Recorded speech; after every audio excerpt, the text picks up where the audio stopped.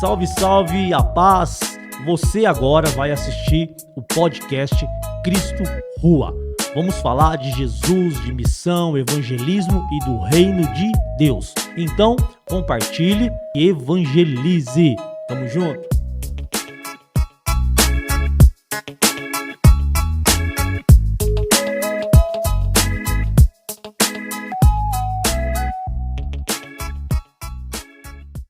Salve, salve, rapaziada! Paz do Senhor a todos. Estamos aqui em mais um episódio do podcast Cristo Rua. E hoje estou aqui com o parceiro, com o irmão de Miliano, Douglas, está aqui presente conosco e vamos bater aquele papo 1000 grau. Aproveite já, né? Você que está assistindo, compartilhe, que eu sempre falo, compartilhe e evangelize. Toda vez que você compartilha esse podcast, você está evangelizando. Então compartilha, evangeliza e também inscreva no canal aí, tá bem? Segue aí, muita ideia hoje e você vai ficar aí abismado, porque Deus é bom o tempo todo. Amém? Vamos soltar o pino da granada. Salve, Douglas. Fabrício, satisfação revê-lo. Glória a Deus. Obrigado pelo convite. Amém. E vamos lá, vamos trocar ideia. Fazia tempo que a gente não se via, a gente às vezes dá uma pingada por telefone, mas estou muito feliz com esse seu projeto, com a ideia de fazer esse trabalho. Levando as pessoas um pouco mais de informação, conteúdo, e é isso aí, tamo junto. Glória a Deus. Douglas, ex-realidade cruel, Douglas resgatado ou simplesmente Douglas? Como que vamos prosseguir? Da forma que você se sentir mais à vontade. Não tem como você ficar alternando em identidades, né? Porque cada lugar você é uma pessoa para aquela pessoa. Sim. Eu tô no mercado, as pessoas me param para fazer uma foto como Douglas do Realidade Cruel. Tem gente que acha que eu canto até hoje ainda. Sim. Né? Eu tô na igreja, poucas pessoas me conhecem como Douglas do Realidade Cruel. Me conhecem como o irmão Douglas. Dentro do meio de outros meios que eu tramito, apenas como Douglas de Oliveira. Então, como você se sentir à vontade. Que bom, né?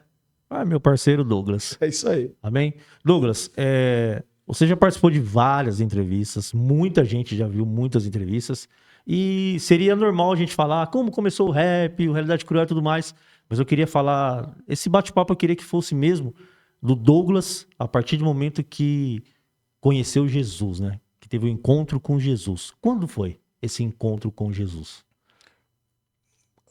Precisamente, hora, data, eu não vou ter de cabeça. Sim. Né? Momento. Eu tenho ali meados de 2013 para 2014, né? Tenho esse envolto assim acerca desse momento. E por circunstâncias, por inúmeras circunstâncias à época, né?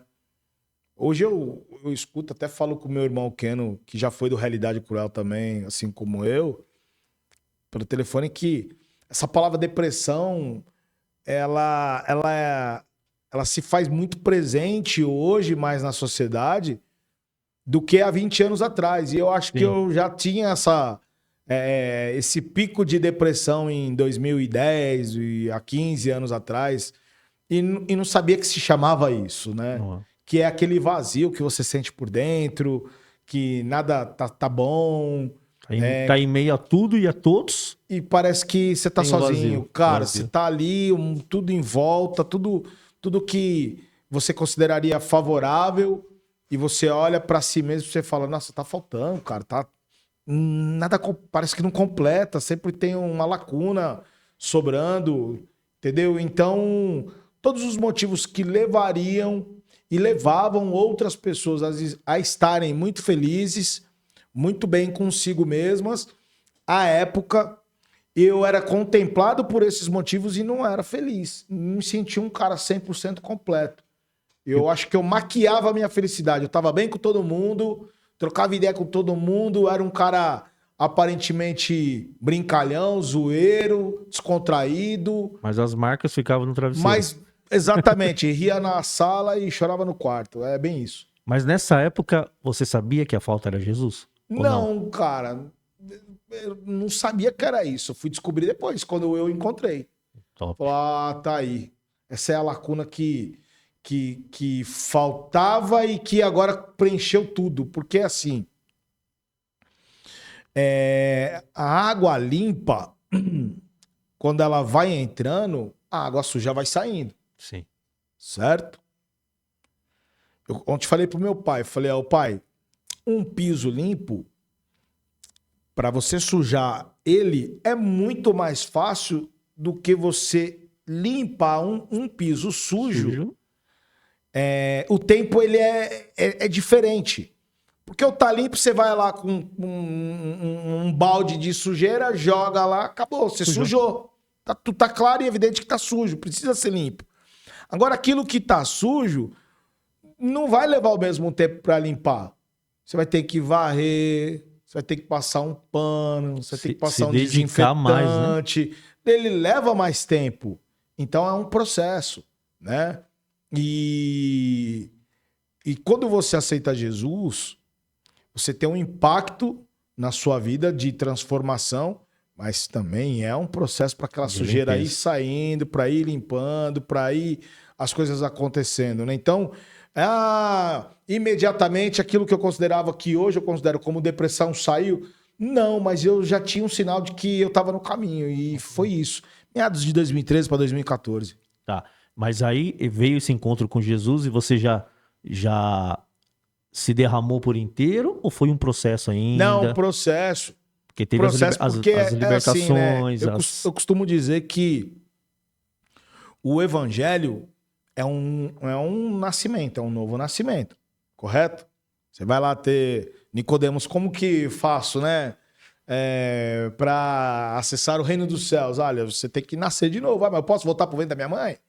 Não, né? Você não vai voltar, você tem que precisar nascer da água e do espírito. Porém, quando você tem essa transformação, é igual uma criança, é uma nova vida. Uma criança, ela não aprende da hora que ela sai do ventre da mãe dela a correr, a falar. Ela passa por um processo, ela vai gatinhar, ela para se comunicar, ela vai chorar. Sim. Né?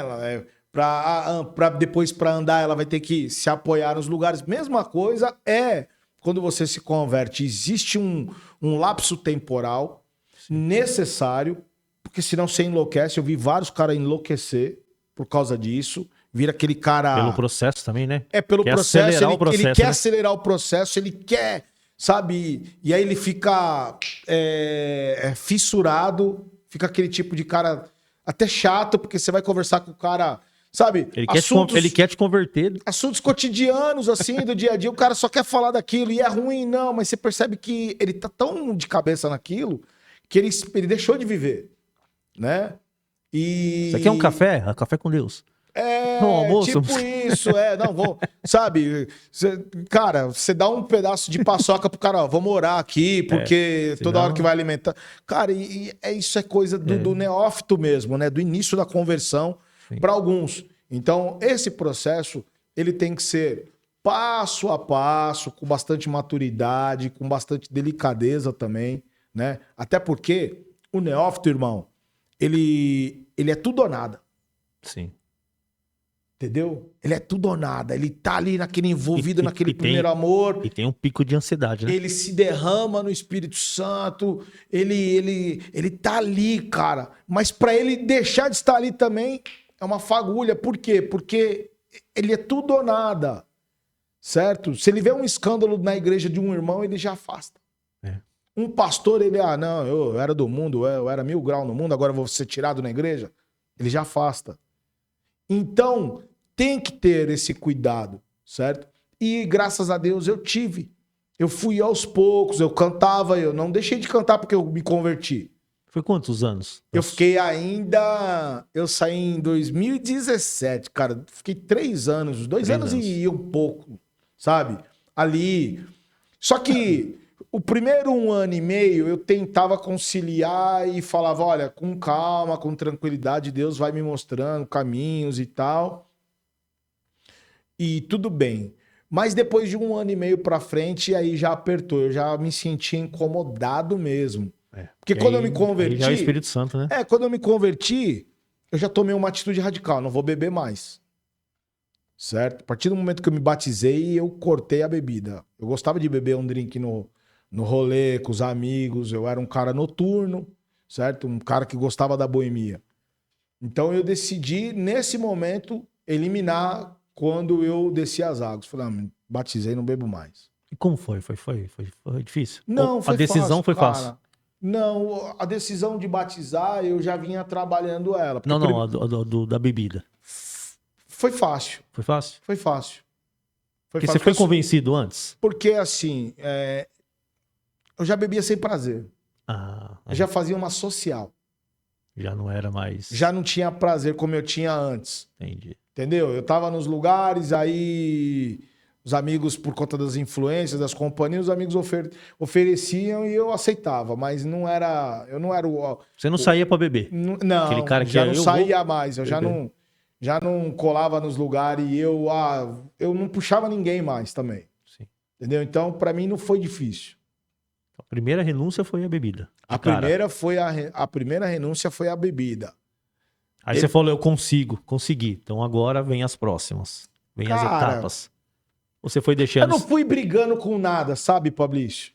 Preciso fazer isso, precisa fazer aquilo. Não, eu fui deixando o curso natural, sabe? Eu acho que quando você começa a participar das reuniões, dos encontros, Começa a né? entender. O que todos chamam de culto, né? Que você começa a tributar a Deus toda a honra, toda a glória, você começa a se esvaziar. Quando você começa a se esvaziar, Deus vai te enchendo. E aí o que Deus te enche, daquilo que Deus te enche, que é a presença de Espírito, é natural. As coisas que antes você valorizava, você já não dá mais valor. Sim. Vai mudando, vai mudando. É meio que cultural, mas a gente pode falar aos olhos humanos cultural, mas a gente sabe que também é espiritual. Sim. E o legal desse papo é que tem pessoas que assistindo que muitas das vezes estão enfrentando certas situações de renúncias, né? Tem pessoas que não conseguem chegar mais próximo de Deus por causa da renúncia. E não imagina o tanto que Deus está próximo dela, né? Então, assim, irmão, as pessoas falam assim, eu acho errado, né, cara? Não sei se eu posso falar que eu acho errado. Eu falei que eu acho errado, mas talvez não seja esse o termo a ser dito. Mas as pessoas têm por hábito, principalmente os líderes, e vir até uma pessoa e falar assim: você aceita Jesus? Porque eis que estou à porta e bato. Né? Não é por força, não é por violência. Então, como se Jesus pedisse a permissão para entrar na sua vida. E, na verdade, eu acho que nós devemos que nos colocar no devido lugar e falar assim: não, eu não tenho que aceitar Jesus, é Jesus que tem que me aceitar. Que me aceita, cara. eu falo sempre isso. Pô, eu sou ele sem mim é Jesus. Eu sem Jesus não sou nada. Sou então, nada. eu acho que tá invertido aí, né? E então, por conta disso, eu lembro que. Muitas das vezes rola até um convencimento. Precisa ter todo um cenário. Não, tem todo aquele som, aquele apelo. Aquele som de fundo. Pro cara que só tá fazendo coisa errada. Exatamente. Aceitar o certo. Exatamente. Mas é o que eu costumo dizer, né? É a isca, certo? E vamos lá, dentro dessa linha de raciocínio, eu tinha aceitado Jesus em maio de 2014. Então, Jesus, tá. Já sou evangélico. Mas e o batismo? Pô, o batismo é mais complicado, né, meu? Porque o batismo, isso, aquilo, outro. Tem uma situaçãozinha ali que tá pendente, eu preciso acertar. Tem uma outra ali que também não pá, eu preciso cortar da minha vida. Então você ficava protelando, sabe, meu? E um belo dia no culto, o Espírito Santo falou assim: viu, você não tem que acertar nada. Quem acerta sou eu, deixa eu trabalhar. Eu que arrumo a bagunça. Entendeu? Você não precisa você. Porque na hora que você consertar, nem aqui você vem mais. Você tá achando que já tá tudo bem. Sim. Entendeu? Então eu senti que o meu batismo, ele foi assim, não foi programado. Eu vou me batizar tal época, tal isso. Nas igrejas eles põem umas datas, né? Eles colocam as datas, dia curso, X, né? Faz o curso, as pessoas... Não, o meu batismo foi num dia de batismo. Eu fui lá para assistir o batismo. Eu não estava inscrito, eu não tinha me programado. E na hora que a pastora lá na época falou: alguém aqui sentiu, né? Vendo os irmãos sendo batizados, sentiu o desejo de batizar, eu levantei na hora. Falei: eu quero me batizar também. Você lembra o dia? Eu acho que foi 13 de dezembro de 2015, acho que foi. 2015. 13 ou 12. Eu lembro que era início de dezembro, assim. Bem isso. Forte. E agora fala pra mim algo. De todas as suas renúncias, qual foi aquela que foi um pouco mais demorada e mais difícil pra você? Porque a renúncia é algo que eu gosto muito de falar. Porque a renúncia, muitas das vezes, o cristão, o evangélico, que seja, ele não entende a renúncia e a obediência, que são coisas diferentes, né? Uhum. Então tem pessoas que não querem renunciar, mas querem falar que obedece, mas sem renunciar. Tem a ver uma coisa com outra. Você só consegue ser uma pessoa obediente a partir do momento que você renuncia a certas coisas. E tem coisas que é mais difícil na nossa vida. Nós vindo daquele mundo louco, de tudo o que vivemos, aquela intensidade. Aham. O que foi pra você difícil que você falou, cara, eu consegui renunciar a isso? O Realidade Cruel, cara. É, O Realidade. Eu não conseguia mais conciliar a minha linha de pensamento e comportamento com aquilo que eu tinha sido dentro do Realidade. sim. Eu não tinha como ser dentro do Realidade quem eu estava me tornando. E também não queria voltar a ser igual aquilo que eu já tinha deixado de ser. É mesmo porque você se converteu. A realidade não, né? Não, exatamente. Então, e o Realidade, ele era a minha vida. Um Entendeu? estilo de vida, né? Ele era a minha vida. Uma vez a minha mulher, minha ex-mulher na época, né? Porque hoje tô no meu segundo casamento, mas eu vou dizer a época, né? Quando casada. Minha mulher falou assim, ó, viu? Eu acho que você ama mais o seu grupo de rap do que eu. Eu falei, eu também acho. Na época eu disse isso, eu também acho, porque eu vivia 24 horas o Realidade. E eu nunca traí o Realidade. Eu já não posso dizer o mesmo. Sim. Entendeu? Então, Mas é um estilo de vida, né? era um estilo de vida à época totalmente desregrado, totalmente que. Entendeu? Então, eu acho que a maior renúncia e a mais difícil foi o Realidade. E teve um processo? Teve um processo. Ou você tomou uma decisão? Teve um processo. Eu ia para os shows assim. Por exemplo, no final a gente começou a tocar muito outros estados. A gente sempre foi muito bem fora de São Paulo, né? Muito querido em Brasília, muito querido em Minas, Paraná. Muito querido, assim, sabe? No Goiás também. Muito querido. Então eu sempre tava. A cada 3 meses eu tava em Brasília. A gente vivia nas pontes aéreas da vida, certo? Mas quando eu decidi renunciar, parece que veio uma enxurrada assim, cara. Norte do país, Nordeste, mas muito pratos, forte. Né? Não, é muito forte, cara. Não vou julgar como prato do inimigo nem nada, não. Era que acho que com o crescimento das redes sociais, né? Você pega aí, ó, o Facebook, ele é de 2012 pra frente. Sim. O WhatsApp ele é de 2013. Eu tô tendo essa mudança em 2014. Então foi tudo próximo. Nascendo, E né? com o crescimento das redes sociais, da internet, trazendo essa globalização das coisas, foi ficando mais fácil os acessos, os contatos, foi colocando todo mundo, foi nivelando, né? E com isso eu senti que cresceu muito. A imagem do grupo expandiu muito. Você vê que em 2012 e 2011 eu já tinha uma vasta popularidade, mas eu não tinha imagem ainda, certo? Para o pessoal do rap eu era muito popular, eu era muito conhecido. Mas para quem aleatoriamente gostava de rap, conhecia a música, mas não conhecia o cantor da música. Sim. Quando vem a rede social, o Facebook, Traz o essa Instagram, autonomia, né? aí a pessoa linka a sua imagem, o seu rosto ao seu trabalho, certo? Então eu comecei a notar isso. Eu comecei a me tornar muito mais popular. Começou a vir mais Principalmente clipe na também, né? minha cidade, depois veio a questão dos clipes e tal, mas o próprio Facebook ele fez isso. Eu comecei a me tornar muito mais popular. Eu falava para as pessoas, falando, não, eu não sou novo nisso, eu já tô há mais de uma década, né, fazendo isso, tenho inúmeros sucessos, mas parece que para inúmeras pessoas eu era um cara de sucesso ali naquele momento. Sim. Por conta das redes sociais. Então eu percebi que o volume de fãs aumentou, de pessoas que conheciam o meu trabalho aumentou, e com isso, consequentemente, também aproximou os estados e dando melhores condições para a gente poder trabalhar. Então, no final, quando eu digo no final, assim, que eu digo que eu estava perto de sair do Realidade, A gente começou a fazer muita agenda fora do que a gente estava habitualmente acostumado a fazer. A gente fazia muito Brasília, Minas, Goiânia, Goiás, Paraná, muito Paraná. E São Paulo todo, né? E São Paulo todo, mas eu tô falando assim, ponte Fora. aérea, né? Que eu vou chegar no ponto.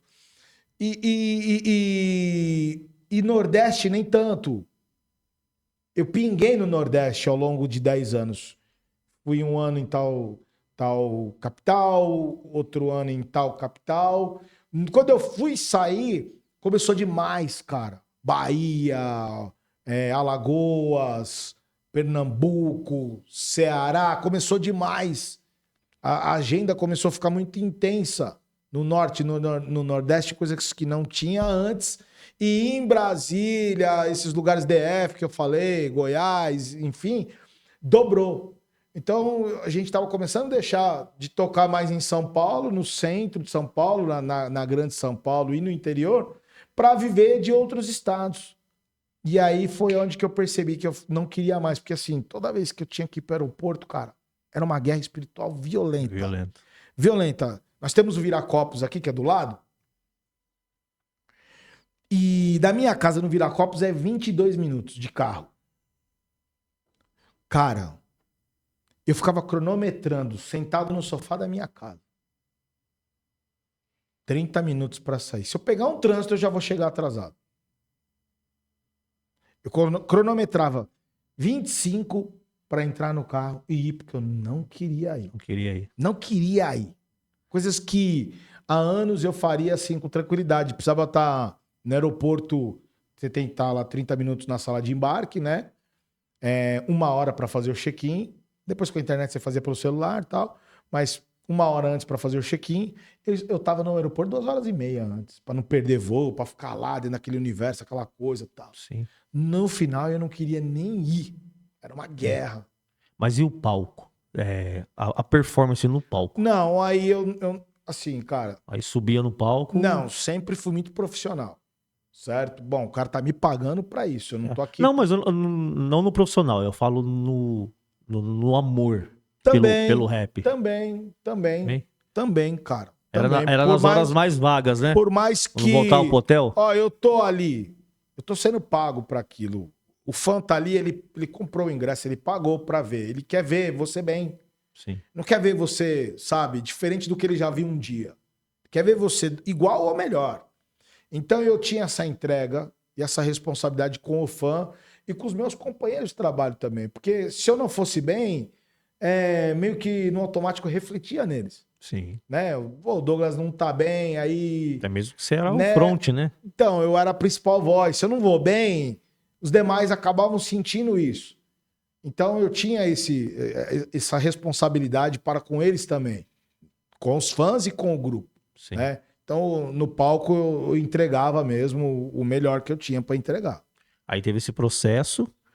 Aí um dia você acordou e falou, hoje renuncio. Não, Não? eu chamei todo o grupo. Falei, pessoal, eu vou sair do Realidade.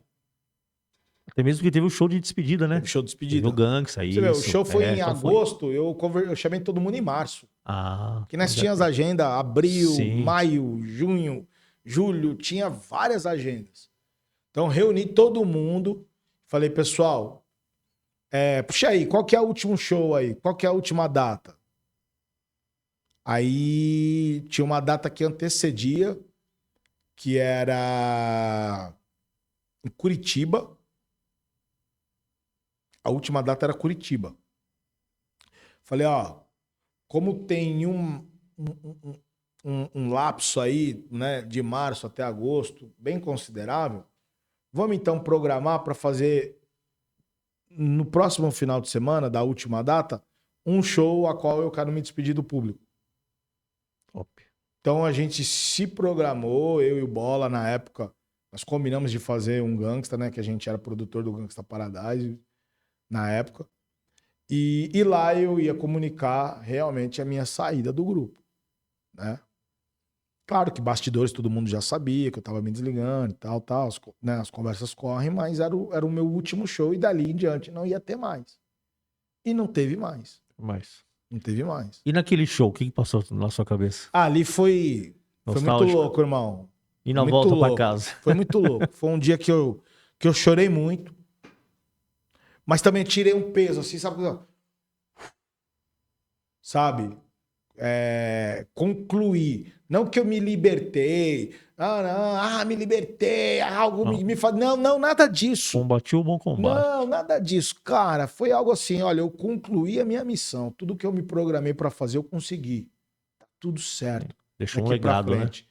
Vida que segue. Continuam os meus amigos sendo os mesmos. As obras continuam sendo minhas. Eu não renego minhas obras, muito pelo contrário, me orgulho delas. Certo? Mas parou aqui. Subir no palco eu não subo mais. Sabe aquela sensação? Aquele alívio, tipo, não vou mais fazer isso. Sim. Eu já tinha decidido que não faria mais. Foi assim, lá no dia foi muito louco. Fizemos um baita de um show, um showzaço, muito louco, emocionante. E ali, quando eu vim embora pra casa, eu falei, acabou. Sim. E essa renúncia do Realidade Cruel foi algo que Deus pediu pra você? No secreto?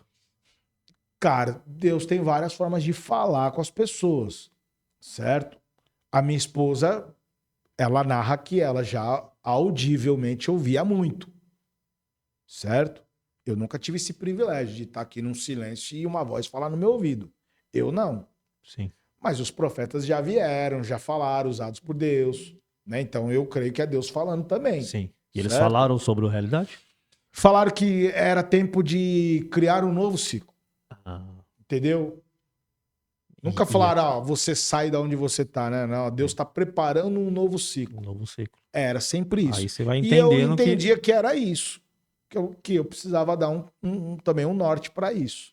Sim. Entendeu? Então, e essa foi uma das questões. E como eu já havia dito, eu também já começava a me sentir, sabe? Incomodado.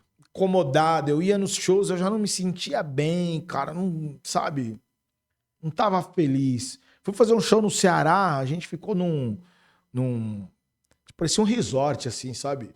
Lembro bem que eu estava sentado, assim, em uma das piscinas, tinha um aglomerado de umas 6, 7 piscinas em volta, assim. Saí de uma, entrava na outra, piscina infantil, piscina mais isso, piscina não sei o que lá, tal. Sabe? Um baita de um lugar bacana, a gente ficou, passagem aérea, alimentação, tudo. E eu olhava para aquilo tudo e falava, cara, tem que ir lá fazer o show hoje à noite. E amanhã montar no voo e ir embora. Quando eu chegava do voo, que eu colocava os pés em casa. Vinha aquele alívio. Sabe? Então. E não é porque os lugares eram ruins, porque a cultura era ruim, não era nada disso. É porque eu já não queria mais. Era uma decisão que eu tinha tomado internamente. É um enchimento, né? E hoje com esse caráter formado em Cristo, com essa nova mentalidade, né? De repente, nova no sentido de estar vivendo o evangelho. O que você não faria no Realidade Cruel? O que eu não faria? Hoje, Que eu fiz? que você fez. Que você falava assim, cara, isso eu não faria hoje. Dentro do cenário do Realidade Cruel, assim, do rap. Talvez uma música. Talvez algo... Você não faria hoje. Irmão, acho que quase tudo que eu fiz no realidade, né? Não dá pra falar uma coisa que eu não faria. Bastante. Porque assim, no realidade, eu não tô falando que foi a realidade que me transformou nisso. Sim. Não posso culpar o grupo por nada, certo? Acho que a palavra não é nem essa, culpar. Mas na realidade eu tinha uma vida desregrada, Sim. né? E tudo isso daquela época que eu estava no grupo e o grupo, de certa forma, ele potencializava isso, certo? Ele potencializava, porque você é um artista, você tá no meio artístico, você vive aquele métier artístico. Sim. Certo? Aquele mundo, né? Aquele mundo. Então eu acho que praticamente tudo que era de desregrado, que era fora daquilo que eu considero hoje como a minha disciplina, eu não faria. Sim. Não é uma coisa, é tudo, Tudo. né? E de música? Poxa, eu gosto das músicas que eu escrevi no Realidade, porque as músicas que eu escrevi no Realidade, 90% delas têm contexto social, contexto político, Bíblico, né? bíblico, tem uma narrativa de denúncia. E mudou Muitas uma- das vezes as pessoas mudou uma interpretam geração, mal, né? Pô, os caras eram pesados e tal. Não, a gente tinha mesmo um estilo, mas se você pegar o contexto, o conteúdo, você vai ver que ele tem uma forma de informar, né? Então, era mais o que estava envolto do Realidade do que a própria música do Realidade. Músicas do Realidade eu escuto até hoje e falo, caramba, mano, cada Eu fiz musicão isso. louco. Pô, eu escrevi isso, pô, eu fiz isso. Pô, há 20 anos atrás eu já tava falando disso, sabe? Eu fico meio que abismado. Sim. E agora que a galera, de repente, quer mais saber, né? E você volta a cantar rap? Ou você não parou de cantar rap? Você Não, parou eu com o parei, rap? eu Você parei de parou? cantar rap. Parei. Parou. Quando eu me converti... Porque esses dias me conversaram, eu tô falando porque esses dias falaram pra mim, falou, o Douglas ele não parou, o Douglas ele parou com Realidade. Mas o Douglas ele nunca parou, vira e mexe, ele solta alguma coisa, então ele não parou de quando fazer eu me rap. converti, eu fiz umas 2 ou 3 músicas, se eu não me engano, logo assim. Eu queria criar uma linha minha, pessoal e tal. Ao Douglas Resgatado, eu criei um nome artístico e tal. E depois eu comecei a fazer umas viagens. E aí eu e a minha esposa, minha atual esposa hoje, inclusive Thalita, te amo, viu? E... Foi quando você foi lá na Sé com a gente, né? Isso, foi na você Sé. conheceu a Thalita, né? É, Sim. conhece. Então, e eu tinha ainda comigo esse desejo de, eu vou continuar fazendo umas músicas. Então eu fiz umas 2, 3 músicas fora do Realidade, certo? Porém, eu comecei a perceber que as pessoas me chamavam para ir nos lugares e para dar testemunho. Todo mundo que ia lá era por conta do Douglas do Realidade. Entendi. Eu ia lá, eu falava de Cristo, eu falava da conversão, pregava uma palavra tal, mas as pessoas viam o Douglas do Realidade. Não via o Douglas resgatado, regenerado, transformado, nascido. Não viam. Era o Douglas do Realidade. Então eu falei, acho que preciso matar isso de vez mesmo, cara. A melhor forma de fazer isso é se ausentando mesmo e dando um novo norte. Coincidentemente, eu fui para a vida pública. E aí, por conta disso, por conta dessa mudança, e aí o tempo também foi ficando, sabe, cada vez menor, por conta das atribuições, das responsabilidades que eu tinha. Então aí eu falei, eu acho que esse é o caminho mesmo, a música ficou para trás. Então eu parei mesmo. Parou. Eu parei. Eu amo rap, eu gosto de fazer música, certo?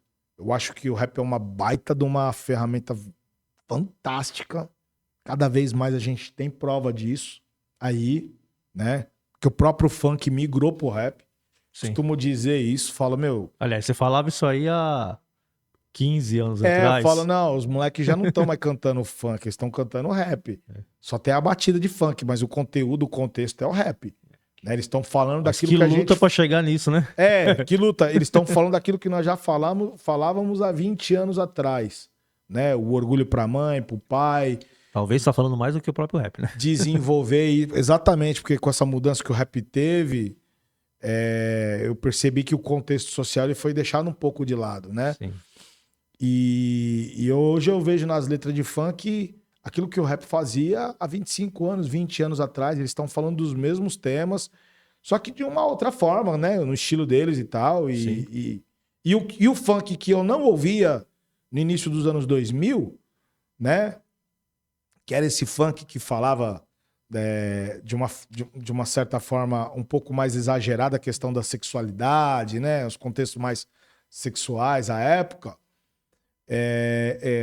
Hoje, esse tipo de funk, tá? Esse estilo funk, não esse tipo de modelo de funk, mas esse estilo funk, hoje eu já me permito ouvir. Por quê? Porque o contexto, o conteúdo mudou muito. Mudou. É um contexto mais social. Os caras estão falando de evolução, de olha, estamos aqui, estamos trabalhando, a favela venceu, né? Estamos na corrida do nosso progresso, de levar para Coroinha uma casa, de ter um perfume legal para andar na própria quebrada. Sabe? A gente falava disso também. Então eu percebo que migrou bastante, mudou bastante. Levou. Mas a gente pode esperar alguma coisa do Douglas, Então, musicalmente falando? Então, ô Pablício. Porque tem o musicalmente e tem o artístico, né? Não, então, o que acontece? Eu e o Flagrante, nós estamos conversando muito, Sim. certo? A gente até se reuniu Que aí. teve uma live sua que gerou... Gerou um... Douglas vai voltar, o Douglas vai voltar. Não, pra você ter uma ideia, a contratante ligou pra mim. Verdade, Sério? você voltou pra realidade? Vamos fechar uma agenda aqui? Já começou. Já tipo assim, eu falei, não tô E na enche realidade, casa, não. hein? Não, tá um zum que você tá voltando pra realidade. Falei, não. Talvez se um dia a realidade fizesse uma turnê de encerramento das atividades deles e quisesse me convidar pra estar presente, aí seria diferente, Sim. né? Mas voltar pro realidade pra cantar na realidade, não. Sim.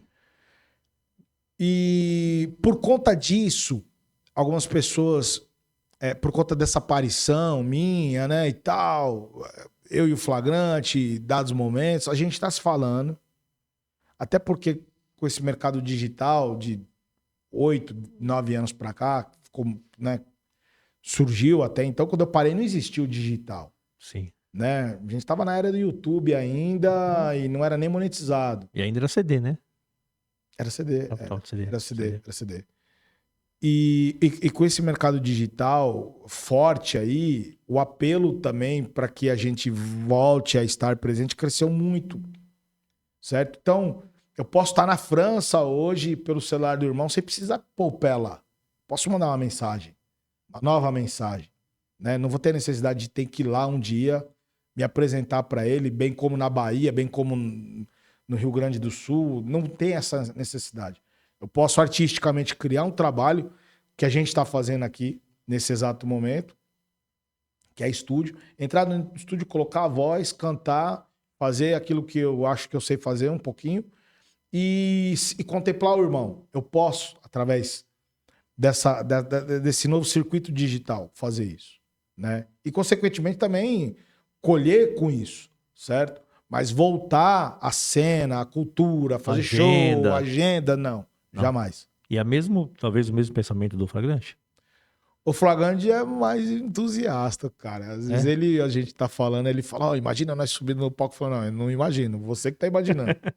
Não, porque a gente entra com uma base assim, ou então eu falo, não esquece. Mas falando agora de reino, Douglas, você tem noção da ferramenta que seria essa volta?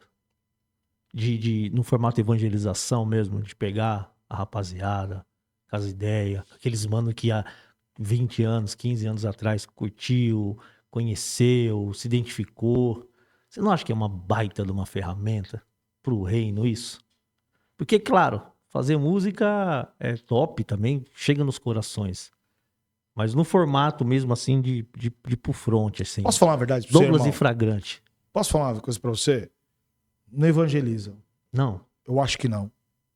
Porque o que evangeliza, irmão, não é a música. O que evangeliza é quem você é de verdade. Mas você não acha que através da música não vai chegar nas pessoas? Eu posso cantar o que eu quiser. E a pessoa lá do outro lado fala, nossa, que louco, que da hora, que ideia mil grau, pá, e não viver. E não viver. A música, pra mim, a música, ela só é uma pontezinha pra pessoa te conhecer, o seu... E eu acho assim, irmão, eu saí do realidade, me envolvi na política e não tem escândalo nenhum. Isso é evangelizar. Sim. Isso é mostrar para as pessoas que realmente houve uma conversão. Entendeu? Eu não bebo, eu não fumo, eu não vou em lugares noturnos. Isso é evangelizar. Porque o evangelho de Cristo é você olhar no espelho e você falar assim, ó, eu tô vendo Jesus em mim. matando os meus leões e Você tá entendendo? deixando alguns amarrados. Cara, aquilo que antes habitava em mim não habita mais. Aquilo que eu fazia antes eu não faço mais. Ok? Isso é evangelizar. Por quê? Porque quando você tá nos lugares, as pessoas veem isso. Sim. Pô, aqui vai um cara realmente servo de Deus. E não é na roupa, não, tá? Porque terno e sapato qualquer um pode pôr. Sim, sim. Entendeu? É na conduta. É quando o cara fala, viu, tem um negocinho aqui, não, obrigado. Ô, vamos ali que. Não, pra mim não dá. Ô, irmão, posso te dar um conselho? Não faz isso, não. Ô, tô precisando, tá aqui. Posso te ajudar sim, ó. Tá aqui, ó. Entendemos? Isso é evangelizar. A música em si, ela entra e sai. Ela não, sabe? Ah, eu escuto, as pessoas me mandam, sabe? Nos directs, no privado, oh, a sua música transformou, tal, pá. Aí, por causa da sua música, falou, legal, cara. Mas Porque o Realidade Cruel fez isso, né? isso, mas por que fez isso? Porque a gente era uns caras firmeza. Se tivesse ramelado na caminhada, aquela música deixava de ter valor total. É. Então... E o rap é radical, né? O rap é radical, ele cobra na essência, entendeu? Então, realmente, houve uma transformação de vida através da música, mas, em primeiro, eram os caras que faziam a música. E eu creio que no evangelho não é diferente. Sim. Entendeu? Porque se fosse assim, todos os rap gospel teriam me convertido antes. Sim. E nenhum tocou em mim. Eu não fui convertido ao reino por conta de algum rap gospel que eu ouvi. Sim. Nenhum tocou, eu ouvi assim e eu até não gostava, na verdade. Até não gostava. Falava, mano. Top. Entendeu? É o que eu penso, tá? Não, mas isso aí, pessoal. Isso é muito bom. Porque as pessoas pensam que esse podcast seria pra falar do realidade. Não, isso aí muita gente conhece. Essas ideias, porque o que acontece? O rap, a gente sabe que é uma ferramenta então, assim, pra levar Fabrício, a Cristo. Só pegar uma brecha. O que acontece?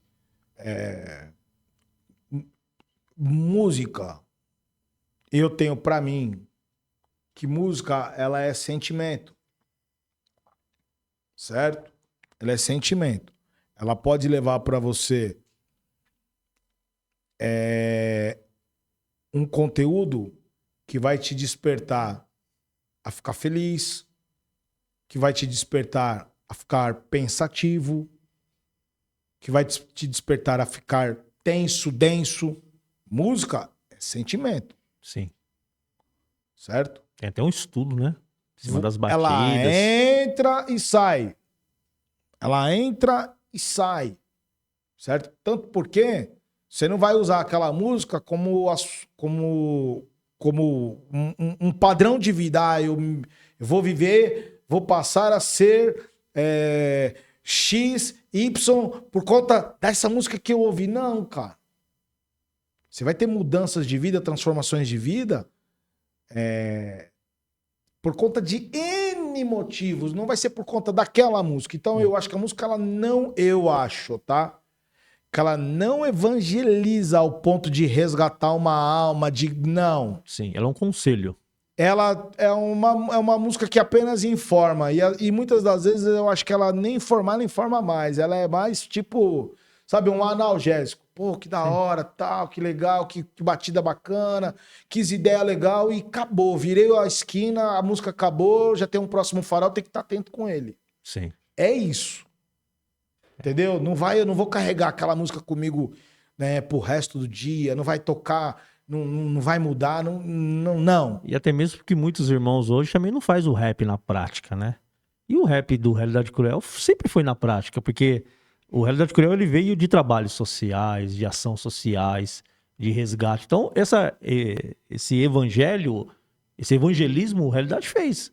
O Refém da Amnésia, com tantas outras, né? Que já falava de Cristo, já falava de Deus, né? Na parada. Então, eu acho que hoje falta um pouco. Eu que não acompanho, né? Bem também distante, não sou tão praticante, mas eu vejo que muitos irmãos também não evangeliza, só faz o rap do estúdio. Não faz o rap na prática, no seu dia a dia. Suas boas obras, os trabalhos, fora o palco nem falo tanto, mas fora o YouTube da vida, né? Fora aquele momento de o artista. Você acha que falta um pouco desse rap na prática mesmo? Então, ô Pablício, é assim, eu acho que não precisa ser o rap na prática. O rap ele não tem que ter essa obrigação de praticar, certo? O rap é música. Música é para as pessoas ouvirem, irmão. Curtir, se sentir bem. Música ela não tem que ter essa obrigação de, através da música, entendeu? O mano que pintou o cabelo de amarelo agora vai pintar de preto. Não tem isso. Certo? Talvez um dia eu já até pensei assim. Hoje eu não penso mais. Música é música. É pra pessoa ouvir e se sentir bem. Ela não tem que ter a necessidade de cumprir nenhum tipo de papel além da música. Os temas são sociais. Sim. As abordagens são sociais. As reflexões são sociais. Ok. Tá ali, a pessoa não tem obrigação de ser social porque ela ouviu aquilo. Ela não tem obrigação. Ela não tem obrigação de nada porque ela ouve rap. A pessoa tem que ser livre, irmão. Certo? Até porque o rap, e eu vou ser polêmico em dizer, acho que talvez não, né? Muitos já disseram me antecedendo. O rap é uma música machista, quanta mulher a gente não tem no meio. É. Então não é uma regra, não é uma via de fato, não tem essa necessidade. Entendeu? O rap ele já foi até homofóbico. E quantos, né, LGBTQIA+ aí tem no meio que gosta de rap? Certo? Tem Então, pouco espaço, né? você tá entendendo, irmão? Ele não tem que ter a obrigatoriedade de nada, ele tem que ser música. Quem tem que ter obrigatoriedade é o cara que faz o rap, não o próprio rap. É o que Mas se não converteu, através do rap. Não é porque ele faz o rap que ele tem que ter obrigatoriedade, não é isso. Ah, porque agora eu sou um cantor de rap, então eu cantei umas coisas ali nas letras, então eu também tenho a obrigatoriedade de seguir. Não. Tem que ter obrigatoriedade pelo caráter dele, pela pessoa dele. Sim. Certo? Pela Pelo mensagem. que ele é. Olha, eu tô fazendo Carregar missão. a mensagem. Tô fazendo missão, independente de eu ser cantor de rap ou não, eu faço missões. Certo? Tô indo pregar a palavra, independente de ter rap ou não ter rap, eu prego a palavra. Eu abro a Bíblia, leio o que tá lá e dali eu faço a dissertação do texto guiado pelo Espírito Santo. É isso. É o que eu penso. Se tá certo ou se tá errado, não sei, mas é o que eu penso. Sim. Entendeu? Então tem muito irmão que, eu vou cantar sobre o evangelho numa letra de rap e eu não posso ficar só nisso. Não, você já tem que fazer isso independente de você cantar ou não cantar.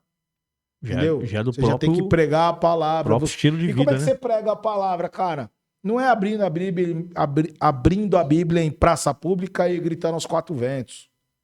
Não é igual os testemunhas de Jeová fazem, vão de porta em porta, batendo palma nos domingos de manhã. Irmão, você prega a palavra, você 24 horas dando exemplo de que você tem Cristo na sua vida. Quem você viu, quem você foi e quem você é. Certo? Isso é a maior ministração do evangelho de Cristo que se pode se dar. Quando te oferece um dinheiro para você fazer alguma coisa errada, você fala, não, eu não faço. Cristo habita em mim. Aquele cara que te oferecer, ele vai falar, putz, cara. É crente. É que esse cara é crente mesmo. Pode até não parecer, mas é, velho. E ele comenta pro parceiro dele, pro outro, e pro outro, e pro outro. Você tem uma ideia? Eu sou chamado por vários amigos, às vezes pra ir nos lugares, não é porque eu fui do Realidade, é porque eu sou irmão. E eu nem tenho tanta aparência assim. Mas os caras sabem que eu sou de verdade. Não fico, sabe, na internet propagando isso, nem nada. Eu tô no culto toda quinta, todo domingo. Vivo uma vida com Cristo. Qual igreja que é? Eu estou numa igreja lá em Americana hoje, chama Igreja Cristã Palavra Revelada. Americana. Acho que tem aqui em Valinhos, se eu não me engano. Tem umas filiais. Eu preciso levantar, mas é Valinhos ou Vinhedo? Igreja Cristã Palavra Revelada. Depois Palavra pesquisa Revelada, na internet. Provavelmente tem em Vinhedo. Uma igreja madura, uma igreja séria. Fui da Assembleia de Deus durante muito tempo. Fiquei anos lá, na Madureira, da minha cidade. E hoje estou lá e estou muito feliz com a ministração, com o pastor que me ministra, muito feliz com o que eu vejo nos cultos, né? A seriedade da obra.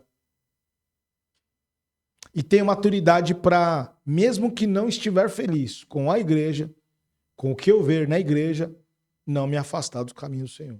Sim. Porque eu já passei por outras igrejas, não é que eu sou um cara que fico pulando de galho em galho, eu preciso ser ministrado, eu preciso estar em comunhão. Comunhão, vai fazer Mas parte se do eu corpo, vejo né? que de repente num tal lugar não tá do jeito que eu acredito que deva ser, deve estar, eu vou ficar criticando, eu vou ficar falando mal, eu vou ficar atacando pedra, vou ficar me rebelando? Não. Então, opa, peraí, deixa eu procurar um lugar que me cabe aqui. E se os irmãos, as igrejas te convidarem para testemunho, para ministração, Eu vou, cara. vai. Eu vou. Vai. Eu recebi muito convite e não ia por conta de agenda mesmo, por falta de tempo, mas eu preguei muito. É que esse tempo de prefeitura Cara, quando eu tava na Assembleia de Deus, eu preguei muito. Preguei em muita igreja. Entendeu? Mas na época que eu assumi um cargo de mais responsabilidade, né? E alcei outros voos, eu não tinha condições, eu não tinha tempo. Bom, você sabe, eu sou pai novo agora, né? Tenho um bebê de 4 anos, tenho para 51 anos. Então eu vivi dos últimos 4 anos para cá minha casa, minha família, né? A gravidez da minha esposa, o crescimento, o desenvolvimento do meu filho, né? Então, você passa o dia inteiro no trabalho, você chega em casa, você tem que ainda entrar no segundo turno. Você não chega em casa e sofá e controle na mão. Você tem ainda uma criança que depende de você, que está aprendendo a andar, que não sabe comer ainda sozinho, entendeu? Então você tem que participar, você tem que... muitas das vezes a mulher tá o dia todo com a criança, ela tá sobrecarregada, então você chega em casa, opa, peraí, vamos dividir. Né? Deixa que eu cuido agora, você vai ter um seu tempo para você, né? Para você se cuidar, ser parceiro. Então, de um tempo para cá, as agendas mesmo foram ficando apertadas por conta disso. Foi agenda em casa, né? Agenda em casa. Em casa. E não tem, cara, ministério da gente começa dentro da nossa casa. Se sua casa não tiver o quê? Não tiver alicerçada, como que você vai pregar para alguém? Como que você vai pregar relacionamento, paternidade? Se você dentro da sua casa não vive isso. E como foi? Douglas do Realidade Cruel, tantos anos fazendo rap, para secretário de habitação de uma cidade igual Sumaré. Como que foi essa transição sua, como que eu posso dizer? Não experiência, esse desafio, como que foi? Foi um desafio? É assim. Você já estava preparado para isso? Não. O que acontece? Quando eu vim para a vida pública, eu primeiro fui entender, fui trabalhar e fui aprender com muita humildade. Quando eu falo do Douglas do Realidade Cruel, eu falo de um rapper. Certo. Um rapper que foi no formato rap gangsta, vamos dizer, por um secretário de habitação. Sim, então... Essa confiança. Então, vamos lá. O que acontece? Eu venho para a vida pública e eu não venho como secretário. Teve um processo, como eu já disse. Eu inicio em 2017. Eu já tinha trabalhado em 2009 até 2012, num outro mandato.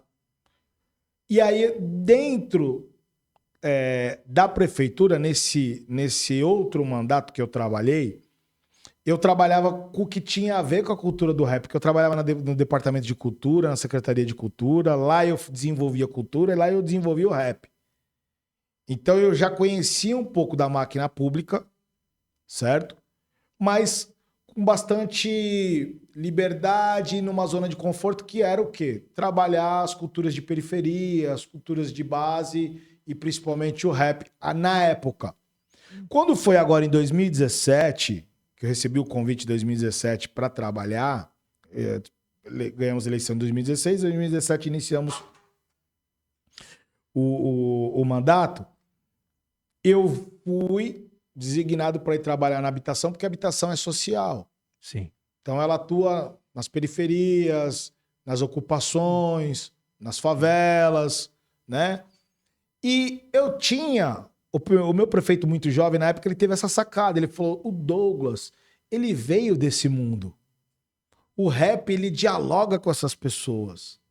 Ele tem essa veia social, ele vai bem lá. Porque as equipes que adentram esses lugares têm que ter um jogo de cintura para poder desenvolver o seu trabalho, para adentrar esses lugares. Porque, como eu disse, a prefeitura, dentro desses lugares menos assistidos, elas nunca são muito bem-vindas. Nunca são muito bem recebidas. Sim. Você chega lá, sempre há uma resistência. Vem fazer politicagem aqui. Querer, pensando na eleição, pensando em voto. Às vezes você tá indo lá levar uma benfeitoria pro bairro e a pessoa não quer. Sim. Né? Eu lembro que tinha uma resistência pra gente adentrar isso. E com a experiência que o rap me deu, com toda a vivência, a popularidade, eu conseguia, com um pouco mais de facilidade, adentrar com a equipe. Então eu chamava as lideranças, fazia uma roda de bate-papo, conversava e conseguia mostrar para a população que a gente estava indo lá desenvolver um trabalho que futuramente ia beneficiar eles e que não era politicagem. A gente não estava ali só para matar o tempo. A gente tinha interesse de realmente resolver problemas primários daquela comunidade. Então a figura Douglas, do Realidade Do rap Cruel, me ajudou muito. Ajudou demais. Legal. Entendeu? Eu não me despi dela. Eu não ia lá de bombeta, de tênis, nem nada. Mas quando eu chegava para trocar ideia com os caras sabiam quem eu era. Né? Até porque a maioria deles eram meus fãs, ouviram, cresceram ouvindo, conhecendo. Então, se tornava mais fácil. E isso me ajudou muito. E aí eu, né, dentro da pasta da habitação, fui entender melhor o que é uma secretaria de habitação, fui aprender, fui me informar, fui fazer cursos, né? Fui me tornar expertise no que é o processo de regularizar esses bairros, né? E depois tive, com o tempo, né? Não foi da noite pro dia, com o tempo, depois de 3 anos trabalhando, eu tive a grata satisfação de assumir a equipe, assumi a pasta como secretário. O prefeito me deu essa oportunidade e foi um desafio, porque ele me deu o desafio e falou assim, ó, você tem lá 1 ano, hein? Até agora, o resultado foi X. E eu não tô feliz com esse resultado. Se dentro desse 1 ano você melhorar esses números para mim, ótimo. Se não, infelizmente, e para honra e glória do Senhor Jesus, eu fui muito além daquilo que ele me deu como meta, né? Eu lembro que nesse 1 ano ele me pediu para me regularizar 2 núcleos, eu logo de cara regularizei 6 no primeiro ano. Terminamos o mandato dele com 18 núcleos regularizados. Top. Iniciou com né, dentro daquilo que ele tinha colocado, os 3 primeiros anos com 0 núcleo regularizado, não tinha um núcleo regularizado. E quando eu assumi, ele me deu 2 núcleos para regularizar que estavam em fase de regularização e eu... Além dos 2 que estavam em fase de regularização, regularizei mais outros 4. Então, assim... Quantos habitantes tem lá em Sumaré? Hoje, aproximadamente 300 mil e pouquinho, assim, né? É grande, hein? É grande. Sumaré é maior que a Americana? Eu não sei o número de população, acredito que não. Acho que Sumaré é da região ali, acho que Sumaré é maior, né? Então, volto a falar, não sei número de população. Agora, geograficamente falando, acho que Sumaré é maior. São 150 quilômetros quadrados de espaço geográfico a cidade. Então tem bastante coisa para regular ainda. Tem trabalho pela frente, para regularizar, né? Tem muita coisa para fazer. Tem. Glória Espero que a equipe que tá lá tocando lá dê sequência. Dê sequência, né? Dê sequência. Amém. Isso aí, galera. Bate-papo 1000 grau, né? Estamos chegando ao final. Só que, Douglas, temos um quadro aqui que copiaram a gente, viu? Nosso quadro chama Pra Quem Você Tira o Boné. Acho que você já ouviu falar isso, do né? Raul era quem tira o chapéu, né? E é o seguinte, vou perguntar pra você e você fala se você tira o boné ou não, por quê? Se sim ou não. Não é polêmica. Tá. Né? Não precisa. Tem que falar o porquê? O porquê. Você tira e por que você não tira. Tá bom? Uhum. Não é polêmica, não. Não é do Raul, igual do Raul, não. Eu não vou tirar boné porque nem boné eu tenho. Cara, e é assim... É muito louco, né? Eu fui fabricante de boné. Né? Eu tive marca na época. Fabriquei muito boné. Tenho mais de 150 bonés em casa e não uso. Sério? Não uso. Estão tudo lá nas caixas lá. Os casos de recuperação, mas não me peçam, tá? Não me peçam que Já pedi. Estão guardados lá de recordação. Mas não tenho o hábito de usar. Às vezes eu ponho um bonezinho lá surradinho que eu tenho. né? Mas não tenho o hábito de usar boné. Eu gosto de usar assim, careca mesmo. Já era. É. Mas vamos lá. Você tira o boné ou não pro Realidade Cruel de hoje? Tiro. Tira. Por quê? Porque eu vejo compromisso. O Bola entendeu quando eu saí. Aliás, antes de sair, ele já tinha entendido que o rap ele só sobrevive com muito trabalho. E ele é um cara que trabalha, né? Então, eu tiro. Eles estão trabalhando. O rap não dava e não dá para viver do passado. Você tem que trabalhar, você tem que fazer as coisas acontecer, né? E ele tem lá um outro grande pilar, que é o Marcão, que é um dos expoentes aí da cultura aí, do DMN, tem história, né? Cara, eu sou fã do DMN desde sempre, desde a época do Mova-se, né? E o Marcão é politizado também, politizado né? pra caramba, então tiro sim, com certeza. Top. Tá aí, ó. Então, Douglas tira o boné pro Realidade Cruel. Mil Grau? Deixa uma mensagem pros irmãos que estão assistindo. Pô, eu pensei que era assistiu? uma leva de nomes aí, era só esse. Não, é só um. Ufa! É só um. Ainda bem. É só um. Ainda bem, cara. Senão vira polêmica. Aí os caras cortam. Aí dá corte, aí, né? Ainda bem. Um bate-papo 1000 graus desse. Ainda bem. Aí dá corte, aí já sabe, né? É isso mesmo. Mas deixa uma mensagem na parte de Deus aí pros irmãos que assistiu, que vai compartilhar, que vai evangelizar através desse podcast. Bom, primeiramente te agradecer, né? Você, a sua equipe que me recebeu aqui, café, água, tudo bonitinho, né? Sem palavras. Prazer te rever, te reencontrar. Você é um amigo de anos. E para quem não sabe aí que tá assistindo, esse camarada aqui me ajudou muito. Me recebia dentro da casa dele. Às vezes, cara, não tinha dia, não tinha hora. A gente tinha uma ideia de fazer um som, ele mandava os beats. Foi produtor do Liga Nós, que foi um grande sucesso da Realidade Cruel à época, dentre outros. Né? Me ajudou muito, sou muito grato. Grato aos trabalhos que você desenvolveu para nós e pela amizade que nós temos. Muito obrigado e parabéns pelo trabalho aqui. E a você que está assistindo, Cristo, embora o Fabrício use o termo Cristo Rua, Cristo é tudo. Cristo, ele é o Senhor de todos os senhores. Ele é o Criador de tudo. E eu estava vendo uma matéria, Fabrício, que um cientista renomado, muito renomado, acho que se não for o mais renomado do mundo, ou um dos 5 maiores renomados do mundo, ele recentemente ele publicou um artigo dizendo que além daquilo que eles, cientistas e astrônomos e especialistas do tema acreditam, há sim uma força oculta, espiritual, que rege tudo. Porque a grande maioria deles não crê em Deus, né? Eles são tão estudiosos nos temas, né? Procurando explicações para tudo.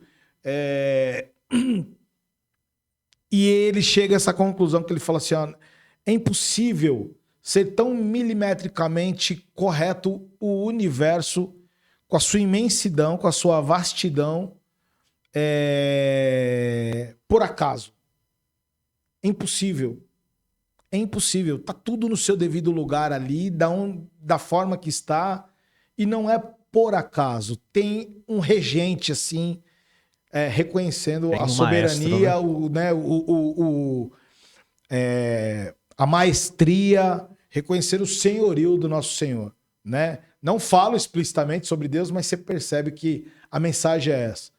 Então, o Senhor Jesus, ele é o Senhor de todas as coisas, ele é o Senhor de tudo e ele é o nosso Deus. Sim. Eu creio nisso. Eu amo falar disso. E costumo dizer que ele não só mudou a minha vida, ele mudou a minha vida, a vida de muitos que estavam ao meu redor, da minha família. Hoje, para honra e glória, minha casa inteira serve ao Senhor, desde os meus pais, a minha família num todo, minha irmã, meu cunhado, minha esposa, meus filhos. Eu creio que eu tenho um filho pré-adolescente agora, com 12 anos, que não mora comigo, ele é do meu primeiro casamento, mas eu creio que estará comigo também muito em breve, também nos caminhos do Senhor. Até porque quando você é adolescente, é criança, Se mora com você, tudo bem, mas se não mora, não tem como você, né? É luta. Criar uma regra lá onde ele tá, ó, você vai na igreja com quem? Sendo que, né, não tem ninguém que leva, né? Sim. Estando comigo, o meu menorzinho de 4 anos, sim. Então, Jesus é o Senhor de todas as coisas, minha família serve ao Senhor. Por mais que o meu filho não viva comigo, não tenha a mesma prática de frequentar o culto comigo, mas é temente a Deus, é temente a Jesus, reconhece. E é isso, deixo para todos vocês essa palavra. Deus, ele é o Senhor de todas as coisas, buscá-lo enquanto possa achá-lo. Deus abençoe. Amém. É isso aí, galera. Você que ficou aí até agora, recebeu aí uma mensagem de Deus, recebeu aí um bate-papo 1000 grau. Agora compartilhe, evangelize e solta o pino da granada. Amém? Que Deus abençoe a todos. Até o próximo episódio. Fui!